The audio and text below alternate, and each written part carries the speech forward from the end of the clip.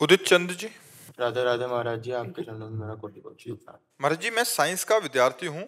मैं एक एग्जाम की तैयारी कर रहा हूँ। मेरी समस्या है कि मैं पूरी मेहनत से परीक्षा की तैयारी कर रहा हूँ, क्लास में हर प्रश्न का उत्तर भी देता हूँ, किंतु कोई भी परीक्षा के समय मैं घबरा जाता हूँ, प्रश्न का उत्तर भी गलत कर देता हूँ, जिससे मेरे नंबर अच्छे नहीं आते। ऐसे में परीक्षा के समय कैसे धैर्य रखूं? नाम जप करो, धैर्य आ जाएगा। 5 वर्ष का प्रहलाद बालक है और हिरण्यकश्यप से दैत्यराज कह के बात करता है, और आग में जलाया जाता है, विष पिलाया जाता है, सर्पों से कटवाया जाता है, हाथियों से रौंदाया जाता है, समुद्र में पत्थर बांध के डुबाया जाता है, पहाड़ से दबाया जाता है, बिल्कुल भयभीत नहीं होता, सिंह की तरह रहता है। क्यों? हरि नाम चल रहा है। मीरा जी को कितना सताया जा रहा है, बिल्कुल घबराती नहीं, क्योंकि नाम चल रहा है। तो इसलिए नाम जप करो और ब्रह्मचर्य का पालन करो। ब्रह्मचर्य में एक जोश होता है, एक उन्माद होता है, एक जिद्दी स्वभाव होता है। हारने का स्वभाव ही नहीं होता ब्रह्मचारी का। जहाँ हारने का स्वभाव होता है वहीं वो विजय प्राप्त करता है। जैसे ठंडी में बहुत प्रारंभ में ठंडी लगती तो गंगा जी में जा खड़े हो जाते हैं, अब मंत्र जप करते हैं। धीरे धीरे शरीर को ऐसा अभ्यास हो गया, ठंड हवा अभ्यास योग युक्त है ना। डरो किस बात से, किस बात से घबराहट?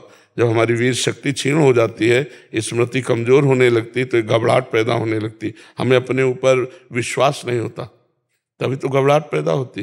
नहीं नहीं, नाम जप करो। थोड़ा व्यायाम करते हो, दंड बैठक मारते हो, हाँ, ब्रह्मचर्य से रहो और सात्विक भोजन करो और नाम जप करो। एकदम हाजिर जवाब, एकदम सिंहवत रहो। मनुष्य जीवन मिला है ढंग, किस बात से घबरा? फेले तो हो जाएंगे, फिर पढ़ेंगे, फिर पास होंगे। एक ही ये क्या कि पढ़ लिख करके ही हमारा जीवन बनेगा?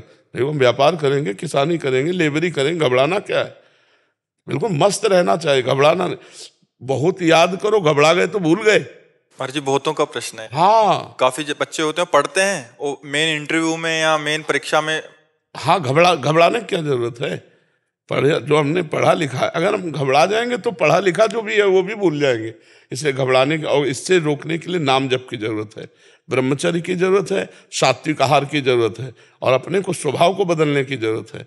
लूज स्वभाव नहीं रखना है, एकदम कट्टरता से उत्तर देना। जितना आता है उतना उत्तर दिया, फेल हो गए, कोई बात नहीं, आगे फिर पढ़ेंगे। महाराज जी, उसमें 2 कारण बच्चे बताते हैं। वो कहते हैं कि एक तो 1 साल पूरी परीक्षा के लिए तैयारी की, दूसरा माता पिता का 1 साल पैसे लगे और फिर फेल हो गए, और समाज का और माता पिता। कुछ नहीं सोचना चाहिए, कुछ नहीं सोचना चाहिए।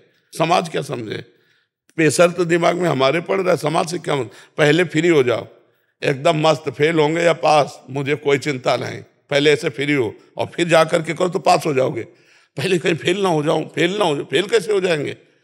हमने पढ़ाई पढ़ी तो दंड बैठक मारो, सात्विक भोजन करो, ब्रह्मचर्य का पालन करो, नाम जप करो, सब कुछ ठीक हो जाएगा। बिल्कुल घबराहट खत्म हो जाएगी। महाराज जी, ऐसे में आगे चल के फिर वो गलत भावना आ जाती है। हाँ, अब जैसे माता पिता डांट रहे हैं और मित्रजन उपहास कर रहे हैं, और उसका डरपोक स्वभाव, तो लगता है अब सब कर लो, यही ठीक है।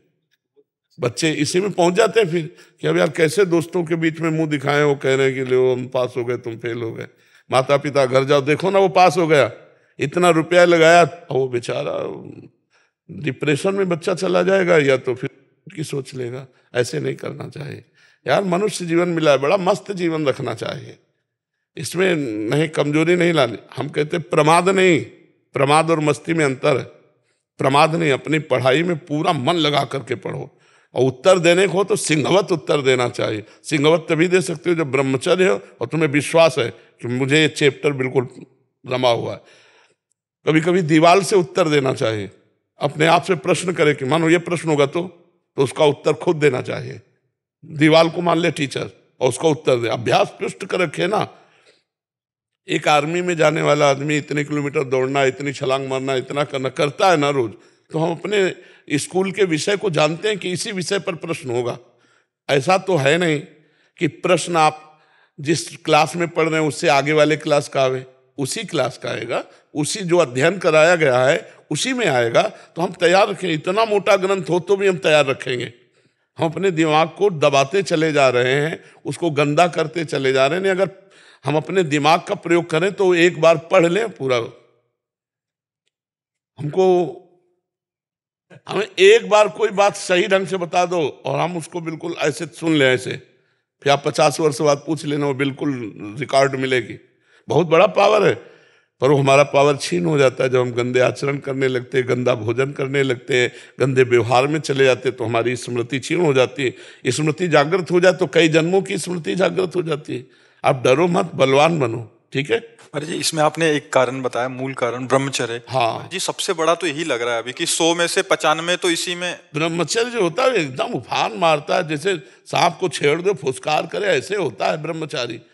जरा सा उनके अपमान की वृत्ति कर दी ना परशुराम जी के पिता, काट के फेंक दिया। 21 बार क्षत्रियों को विश्व के क्षत्रियों को, उनका ब्रह्मचर्य ही तो था। शास्त्राबाहु अर्जुन के सामने कोई खड़ा होने का अधिकार नहीं रखता था, युद्ध की बात जान, ऐसे काट के फेंक दिया फरसे से परशुराम जी ने। एक जोश होता है, एक तेज होता है, एक महानता होती है, तो वो सबके अंदर है, उसको नष्ट कर रहे हैं। आज महानता को नष्ट कर, शराब पीते, मांस खाते, बेविचार करते, नशा करते, अपना नाश कर रहे हैं। अगर अभी संयम से चलो, अभी उठ जाओ। न संयम है, न नियम है, न धर्म है, न भजन है, बस वही व्यभिचार, वही खान पान गंदा, वही सोच गंदी, तो फिर निकलते चले जा रहे हैं। उनके जो दैवी संपदा है वो सब निकलती चली जा रही, आसुरी संपदा बढ़ती चली जा रही। एक छोटा बालक है, जाकर के बालकों ने बताया तुम्हारे पिता के गले में परीक्षित महाराज चक्रवर्ती सम्राट राजा परीक्षित ने मरा हुआ सर्प डाल दिया। तो उनका ऐसा, उसे चक्रवर्ती सम्राट होने का गर्व है, वो समझता है ऋषियों में अब ताकत नहीं रही। जल उठाया और कहा मैं श्राप देता हूं, आज के 7वें दिन तक्षक नाग आएगा और उस परीक्षित को काटेगा और वो मर जाएगा। बालक थे श्रृंगी ऋषि, कोई ऋषि नहीं काट सका उनके वाक्य को। वो आखिरकार 7वें दिन सांप आया और काटा और महाराज का शरीर छूटा। भले सुखदेव जी ने श्रीमद् भागवत सुनाई उनके कल्याण के लिए, लेकिन सांप आया और काटा और उनका शरीर पूरा हुआ। छोटे छोटे बालकों में इतना तेज था। आज क्या हो रहा है? आज हमारे बच्चे बॉयफ्रेंड, गर्लफ्रेंड, दलित दुराएं, नशा, इनमें सब फंसे। इस समय ब्रह्मचर्य का समय, पढ़ाई का समय कि गर्लफ्रेंड बॉयफ्रेंड का समय? समय आएगा, गृहस्थी में जाओगे, ब्याह होगा, वो अपने उस विषय को भोगो। ये अभी विषय भोगने का टाइम है, नई अवस्था है, अपने लक्ष्य की प्राप्ति का समय। तो सब नष्ट भ्रष्ट हो रहे। माता पिता कुछ कहें, लड़के उनको धमकी दे रहे हैं, ज्यादा कहें तो लड़के उनको मारे दे रहे हैं, माँ को पिता को लड़के मारे दे रहे हैं।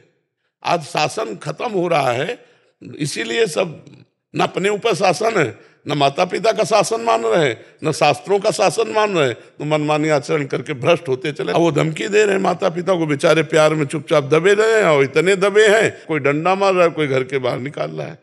ये है आज की पढ़ाई का फल नए नए बच्चों के, जहाँ विद्या विनयम ददाति। माँ को भगवान के समान मानना चाहिए, पिता को भगवान के समान मानना चाहिए, विनय युक्त व्यवहार करना चाहिए, नशा प्रपंच से दूर रहना चाहिए, दूसरे की माताओं बहनों को पवित्र भाव से देखना, ये ज्ञान है। तो अज्ञान की धूम मच रही है। अगर कोई दूसरे की बच्ची को छेड़ रहा है तो वीडियो बना सकते हैं, लेकिन बचा नहीं सकते। आज का समय ऐसा है, प्राण चाहे निकल जाए, कूद पड़ना चाहे। भेड़िए की तरह तुम्हारा स्वभाव हो गया है। जहाँ माता मैंने देखी, सोने की जंजीर देखी, खींच लिया, वो गिर पड़ी, वो ऐसे उपद्रव किए। ना कोई शास्त्र शासन मान रहा है, ना अपनी इंद्रियों पर शासन कर रहा है, ना माता पिता का। अच्छा, माता पिता भी एक सीमा तक डांट सकते हैं, अब बच्चे सयाने हो गए, क्या डांटे? तो हमें खुद संभलना होगा, हमें खुद अपने मन और इंद्रियों पर शासन करना होगा। तो आप लोग जैसे नए बच्चे हो, अच्छे आचरण वाले बनो, डरने की जरूरत नहीं है। गंदे कामों से डरो, बुरे आचरणों से डरो, अच्छे आचरण वाले बनो। मर्जी एक और बात आपके संज्ञान में, मर्जी 10वीं 12वीं तक तो बच्चे माता पिता के शासन में रहते हैं, घर में रहते हैं। उसके बाद किसी कंपटीशन की तैयारी के लिए या इंजीनियरिंग या किसी भी आगे ग्रेजुएशन के लिए बाहर चले जाते हैं। वहां जाके उनका जो कुसंग होता है महाराज जी, ज्यादातर वहां सिगरेट पीना सीख जाते हैं, वहां नशा करना सीख जाते हैं। वहां ऐसे बच्चों का संग होता है कि वो बिगड़ते बिगड़ते गर्लफ्रेंड बॉयफ्रेंड और ऐसे वातावरण में चले जाते हैं। फिर उनका पतन महाराज जी हो जाता है। वो मतलब अपने रिलैक्स करने के लिए सिगरेट, दोस्तों के साथ संग, और ऐसा हो जाता है महाराज जी। वहां से उनका बिगड़ना बहुत बड़े स्तर पे, आज 80% 90% वहां से बिगड़ना शुरू होता है महाराज जी। 10वीं 12वीं तक तो फिर भी शासन में रहते हैं, फिर भी उसके बाद ज्यादा इनका। हमको तो ऐसा लगता है कि हमको खुद अपने जीवन को बचाना पड़ेगा। हमें कोई बचा सके ऐसी आशा मत रखो। अगर आप अपने को बचाना चाहोगे तो कहीं भी जाओ, आपको कोई नहीं गिरा सकता। और जब आप गिरना चाहोगे तो कहीं जाओ चाहे ना जाओ, आप अपने आप गिर जाओगे। अपने को मजबूत रखना, कोई नशा नहीं करना, और ये गर्लफ्रेंड बॉयफ्रेंड वाला जहर वाला भावना है तो बहुत बढ़िया रहेगा। अब अभी नए नए बच्चे पढ़ाई में मन लगाओ कि गर्लफ्रेंड में मन लगाओगे? अरे जब दुल्हन आ जाए तो खूब मन लगाओ, नौकरी करो, और दुल्हन लड़का बच्चा हो, गृहस्थी में तो सब है ही है, तो थोड़ा 20-25 तक तो थोड़ा अच्छे बन जाओ, इसके बाद गृहस्थी में चले जाना, क्या परेशानी। अब अभी 13-14 के हैं, 18-15 के हैं, गर्लफ्रेंड बोले 2 गर्लफ्रेंड बोले 3 गर्लफ्रेंड। हालांकि हमारे ऑस्ट्रेलिया में करीब 50 परिवार हैं, क्योंकि आप का प्रोग्राम देखते हैं, सबके पास सब कुछ है, बच्चे हैं, बहुत पढ़े लिखे हैं, बहुत अच्छे पदों पे हैं, बिजनेस है, हर चीज है, लेकिन पिछले 2 साल से जो उनके जीवन में परिवर्तन आए, जी सत्संग और एकांतिक देव, जी सब जो है मतलब सबका मन करता है कि आए, जी जी, लेकिन सब लोग इतने बिजी हैं अपने काम पे कि उन सब ने मेरे को बोला था कि आपको हाँ नहीं, बहुत सुंदर, सब मंगलमय, भगवान की सबके ऊपर कृपा है, सब अच्छे आचरण वाले बने हो, भगवान का नाम जप करे, सकल भूमि गोपाल की है, सब भगवान की ही है, चाहे जिस राष्ट्र में रहते हो अच्छे से रहो, भगवान का भजन करो, अपने धर्म को पहचानो, अपने धर्म की निष्ठा में रहो, कहीं भी रहो, तुम्हारा मंगल ही होगा जी।